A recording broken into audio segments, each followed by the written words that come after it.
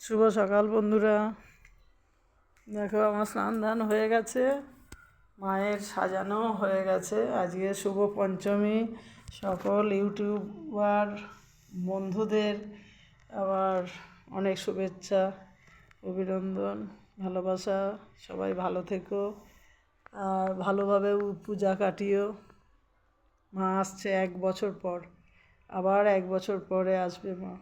সেই জন্য মাকে আনন্দ করে একদম কাটিয়ে দাও। মাকে দেখো আর মার কাছে চাও যে মা শান্তি দিয়ে যাও মা।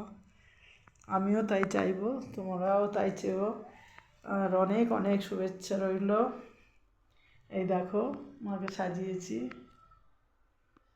আমার মা এটা